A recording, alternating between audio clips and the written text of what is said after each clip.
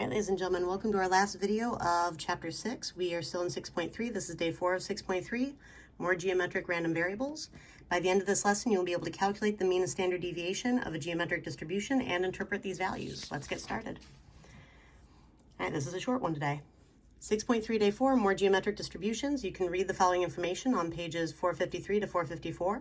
What shape do all geometric distributions have? Right, well, all geometric distributions are skewed to the right, and if we look at the number of trials to get 1 doubles from our previous lesson, if you remember this problem here where we were looking at the Monopoly game, rolling doubles to get out of jail, probability of success for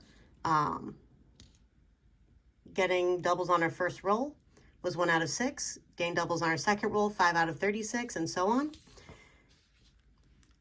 So 1 out of 6, taking just 1 roll in order to get this, was about 0.166 repeating.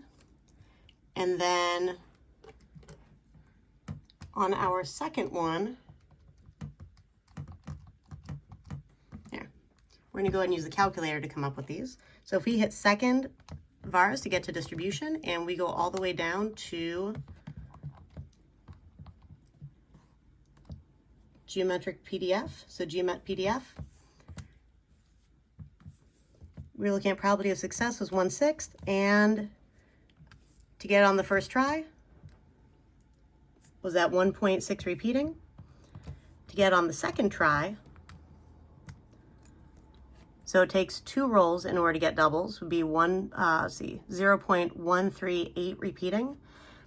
All right, that's why this is up down here between 0.13 and 0.14.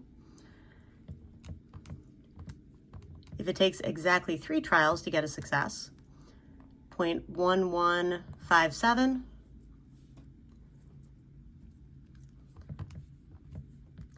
takes exactly 4 to get a success, 0.096, that's why this one dipped below the 0.01 or the 0.10. Exactly 5, 0.08. Right, so that's at this height. And I just kind of kept going through this to calculate all these probabilities. Now, notice that the distribution is skewing off to the right here. Every geometric distribution is actually skewed to the right. Now, what are the mean and standard deviation of a geometric distribution, and are these on the formula sheet? Right, so you are in luck. These actually are on the formula sheet. And if X is a geometric random variable with a probability of success P on each trial, then its mean, or in other words, expected value, is equal to mu sub X, which is equal to expected value, which is 1 divided by the probability of success. And standard deviation, sigma sub X, is equal to the square root of 1 minus the probability of success divided by probability of success. Notice the square root is only around the numerator, not the whole thing. All right, so calculate and interpret the mean and standard deviation for the Monopoly example. All right, so let's see. We had a probability of success of 1/6, so mu sub X equal to our expected value of X. 1 divided by 1/6 is equal to 6. If we roll 2 dice many times, the average number of rolls it takes to get the first doubles would be about 6. That would be our interpretation of this. Keep in mind, it includes kind of the probability law of large numbers portion of probability, along with our interpretation of mean. Now, if we find the standard deviation of a random variable, we need to take the square root of 1 minus our probability of success, basically the probability of failure, divided by the probability of success. So square root of probability of failure divided by probability of success. And that equals about 5.4772.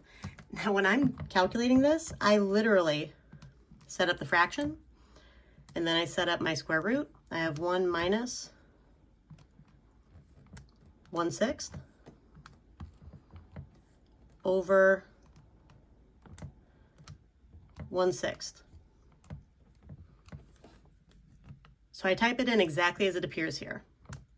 And that's how I got 5.4772 approximately. Now, if we roll 2 dice many times, the number of rolls it takes to get the first doubles would typically vary by about 5.4772 from the mean of 6. Standard deviation tells you how far your data points in your distribution vary from the mean on average, or the typical variation from the mean.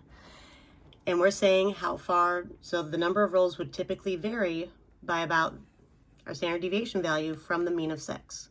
And we include our probability interpretation from law of large numbers in here as well. Now, I do want you to try the assignment at the bottom, and I will see you in class. That's it for Chapter 6.